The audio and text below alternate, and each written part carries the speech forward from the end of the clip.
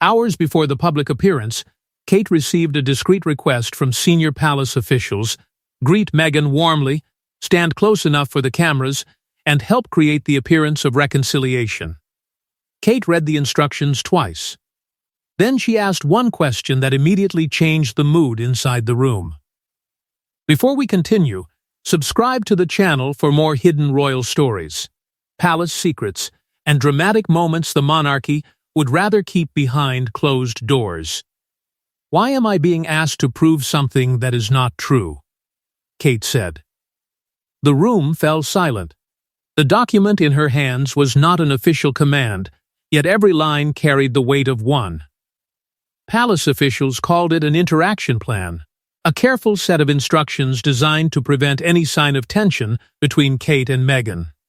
Kate was expected to approach first, offer a warm greeting, exchange a few polite words, and remain close enough for photographers to capture the moment. The request was not presented as a chance to heal their damaged relationship. It was described as a duty to protect the monarchy. One senior official warned that the family could not afford another public display of division. A cold exchange, a missed greeting, or even one uncomfortable expression could dominate the news and destroy the message of unity the event was meant to send. But Kate saw a deeper problem. She was being asked to create an image of peace while the private wounds remained untouched. There had been no honest conversation, no clear apology, and no real agreement between them. Yet the palace wanted a photograph strong enough to convince the world that everything had been repaired. William urged her to stay calm. He understood her anger, but he also knew how quickly one small moment could become a royal crisis. Still, he stopped short of ordering her to follow the plan. That silence mattered. Kate knew William wanted the day to pass without conflict, but he could not deny that the request placed nearly all the pressure on her. Then, Kate learned something that changed her concern into suspicion. Meghan and Harry had not received the same detailed instructions. They had not been told how long to stand, what to say, or how the greeting should appear. Kate alone had been given the burden of making the reunion look convincing. An aide finally admitted the true goal. The palace wanted one clean photograph of Kate and Meghan together. That image would be shared widely as proof that the dispute had ended. No statement would be needed. No difficult questions would have to be answered. The picture would become the official story. Kate felt her private emotions being turned into a public tool. Worse, she believed the image would protect people who had never taken responsibility for what had happened behind closed doors. She would be expected to smile, remain silent, and help erase years of pain in a few carefully managed seconds. That was when Kate made her decision. She would attend. She would follow formal protocol, but she would not offer false warmth simply because the palace needed a reassuring headline. What she did not know was that Meghan had already been told to expect the greeting. The palace had created two different expectations and placed them on a direct path toward collision. While Kate decided she would not participate in the palace's performance, Meghan was being prepared for an encounter she believed had already been arranged. Meghan did not arrive expecting warmth, but she had been assured that Kate would acknowledge her. The promise was presented as a small beginning of public greeting that might open the door to a private conversation later. What Meghan was never told was that Kate had already rejected the plan. The message had come through an intermediary, delivered with the careful confidence of someone who wanted no questions asked. Kate, Meghan was told, had agreed to a brief but respectful greeting. There would be no deep conversation, no emotional display, and no attempt to pretend the past had disappeared. It would simply be a public sign that both women were willing to move forward. Meghan did not fully trust it. She knew that every exchange between them had become larger than the moment itself. A smile could be called forgiveness. A pause could be called hostility. Even silence could be turned into proof of a hidden war. Still, she believed refusing the gesture might make her appear unwilling to repair the relationship. Harry was less convinced. He asked whether the message had come directly from Kate. It had not. He asked whether William had confirmed it. Again, there was no clear answer. To Harry, that uncertainty was dangerous. Palace promises had failed before, often because no one could later be held responsible for making them. But Meghan wanted to believe this time might be different. She prepared herself for something restrained and formal. She expected no affection. She did not imagine an embrace or private apology. All she hoped for was simple recognition, enough to show that she had not returned only to be treated as an outsider. Then the schedule began to change. Arrival times shifted. Positions were adjusted. Meghan was told the changes were purely practical, but the explanations felt too smooth. Soon, an aide guided her toward a specific place and asked her to remain there until Kate arrived. The position placed her directly in Kate's path, with no natural reason for either woman to avoid the other. Harry immediately understood that the encounter had been staged. Yet that also gave him hope. The setup was too clear, too deliberate, to have been arranged without Kate's agreement. He told Meghan that the palace would never risk such an obvious moment unless the greeting had been confirmed. Meghan remained uneasy. Quietly, she admitted what frightened her most. If Kate ignored her in front of everyone, it would prove that she had been invited back not to reconcile, but to be humiliated where the whole world could watch. Harry promised he would stay beside her no matter what happened. That promise carried more weight than either of them understood. Because Harry believed his family had guaranteed respectful treatment, and if that guarantee was broken, his face would reveal the betrayal before he could hide it. As Kate drew closer, Meghan prepared a soft greeting. She steadied herself, believing the difficult moment had already been agreed upon. She did not know that Kate had rejected the plan, and Kate did not know Meghan had been told to expect it. The palace had created two opposing truths and placed both women at the center of the same public test. Then Kate entered the space, the cameras moved into position, and the palace's carefully constructed moment began to fall apart in real time. For several seconds, nothing appeared unusual. Kate moved through the receiving line with practiced calm. Meghan waited in the place assigned to her, and Harry watched from only a few steps away. Then, Kate reached the exact point where she was supposed to stop and simply continued walking. The moment was so quiet that it became impossible to ignore. Kate had acknowledged others around her with the calm control expected at a royal event. A brief word here. A polite response there. Nothing warm, but enough to show that she was fully aware of who stood before her. That was what made the next few seconds feel so deliberate. Meghan prepared to speak. She had been told the greeting would happen, so she allowed herself one small step toward it. Her expression softened, her lips parted. But Kate did not slow down. There was no argument, no sharp remark, no public accusation that could later be explained away. Only silence. And that silence carried more force than any insult could have. Words could be denied, twisted, or blamed on emotion. This could not. Kate had reached the place where the greeting was expected, passed Meghan without acknowledgement, and continued forward as though the arranged moment had never existed. A nearby royal hesitated. For a second it seemed possible that someone might step in and break the tension. But no one did. To intervene would mean admitting that something had gone wrong. To remain still meant protecting the appearance of order. As always, the monarchy chose silence. Meghan held her expression under control. She did not reach after Kate. She did not turn the moment into a confrontation. Yet the restraint itself revealed how deeply she understood what had happened. This was not a private rejection. It had unfolded in the exact place where the palace had positioned her, before the people who had been waiting to witness reconciliation. Harry's first reaction was confusion. He looked toward the officials who had assured him the greeting had been settled. For one brief moment, he seemed to be waiting for someone to explain that Kate had missed her cue or misunderstood the arrangement. No explanation came.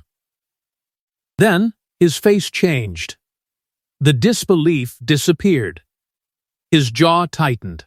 His eyes moved toward Kate, then toward William, searching for a sign that this had not been known in advance. William offered nothing. He kept his expression controlled and avoided any public reaction. To Harry, that silence felt like confirmation. A palace official quickly tried to move the group forward, speaking with forced calm as though the moment had passed unnoticed. But it was too late. The damage was no longer contained within the room. Kate did not look back, making her choice appear final.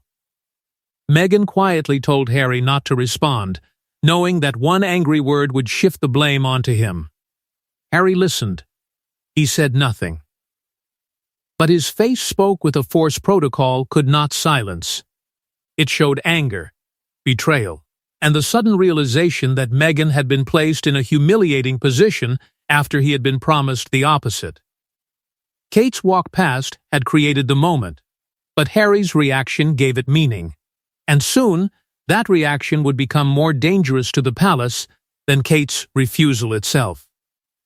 As the footage began spreading beyond the palace's control, Harry turned his attention away from the cameras and toward the people who had promised him the moment would never happen.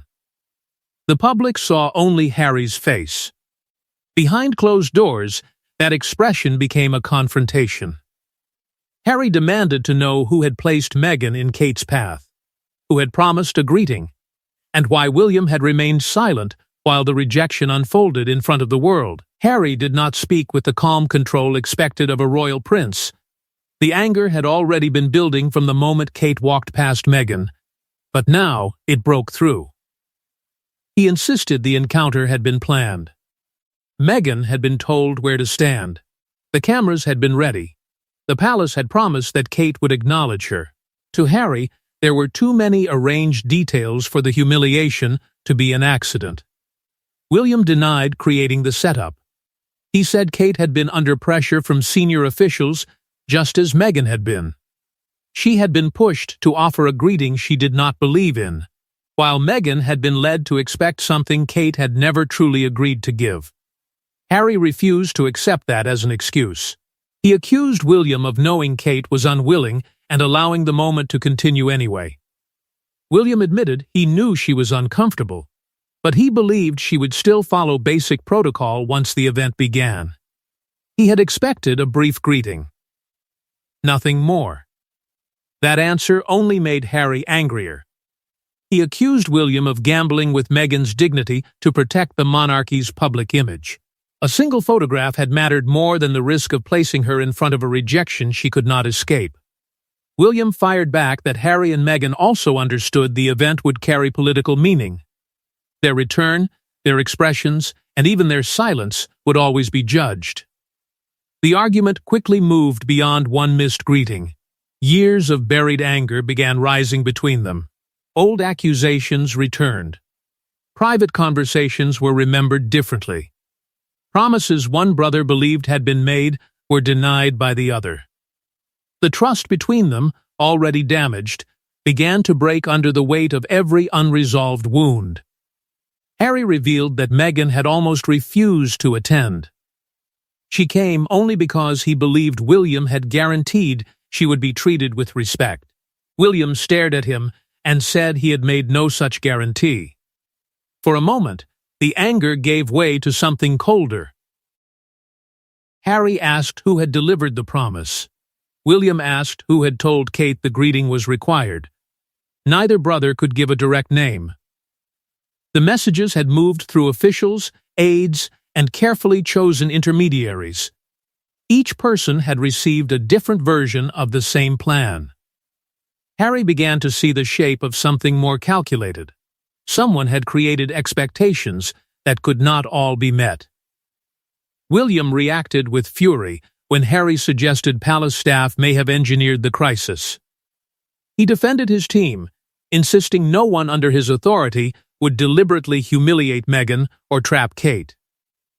Then a message from Kate arrived. She made her position clear. The decision not to greet Meghan had been hers. She would not perform a false reconciliation while serious private pain remained unresolved.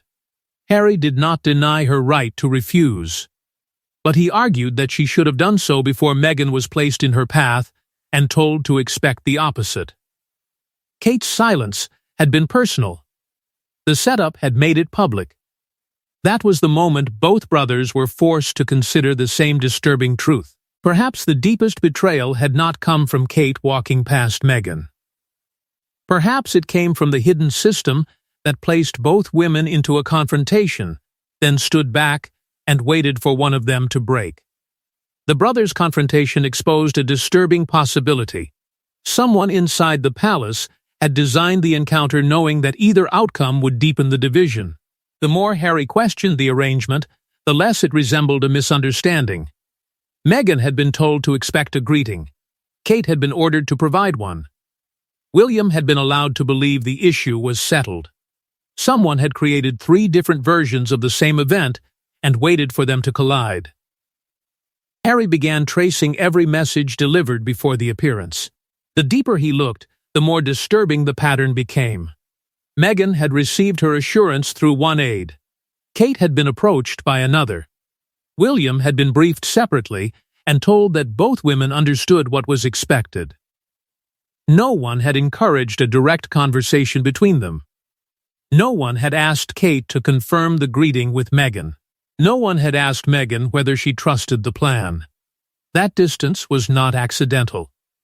It allowed each person to believe the arrangement was secure without ever knowing whether the others had truly agreed.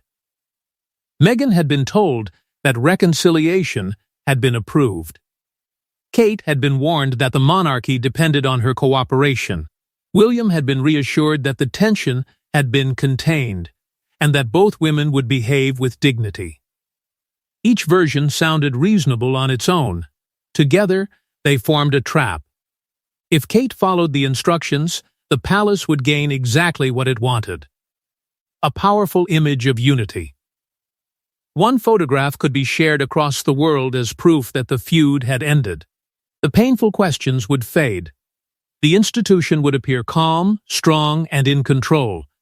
But if Kate refused, the palace still had something to gain. Meghan would appear publicly rejected. Harry might respond with anger.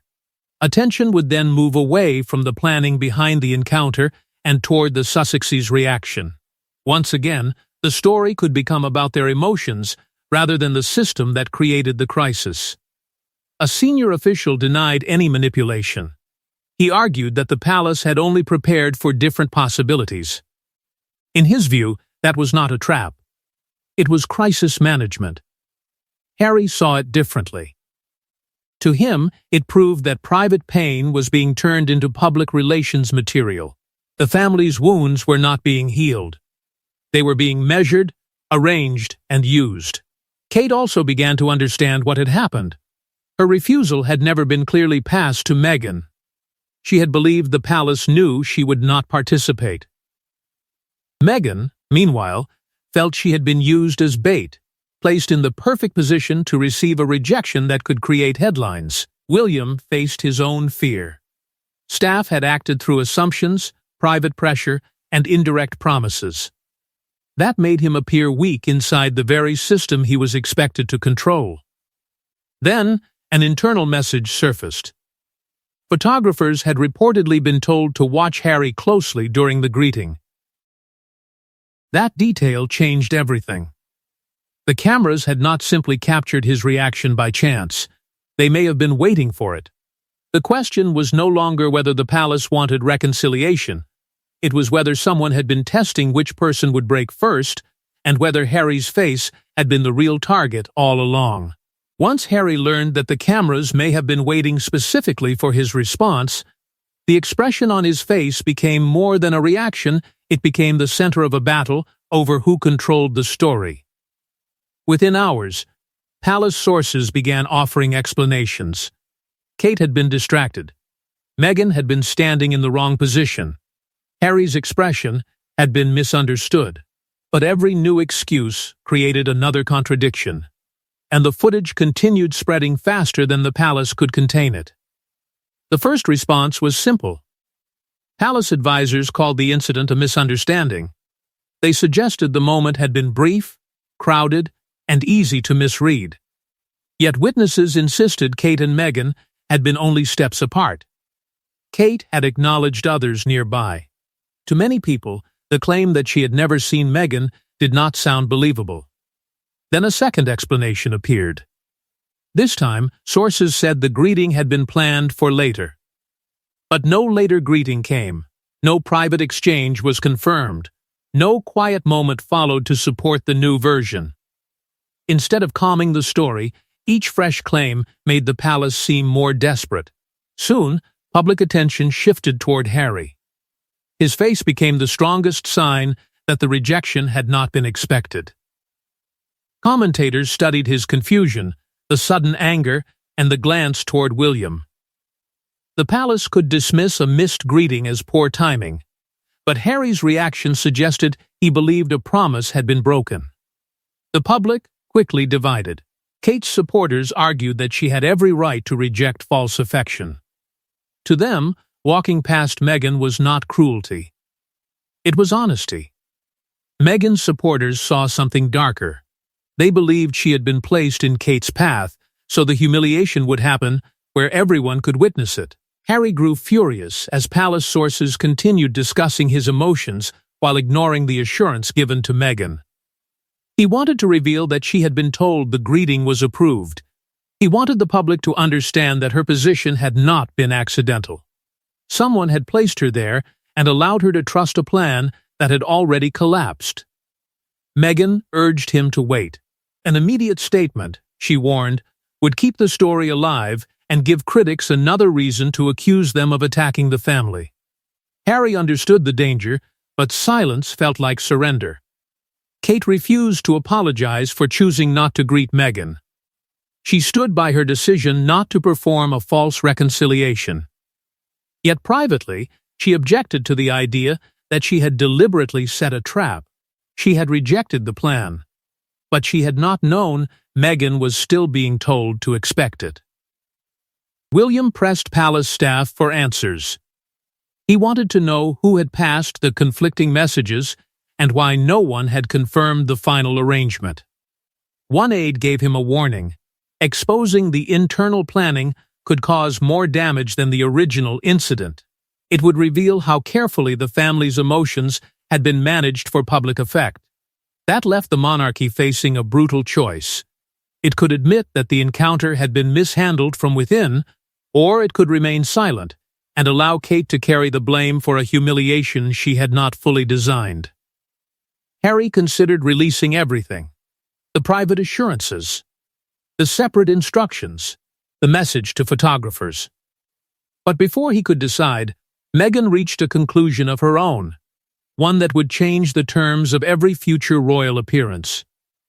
While the palace debated statements and explanations, Meghan made a quieter decision, one that would remove the possibility of another public reconciliation being arranged without her consent.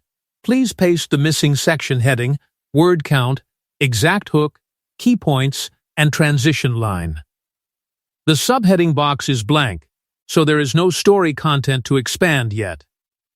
I'll keep the hook and transition unchanged and add a brief thanks and subscribe message at the end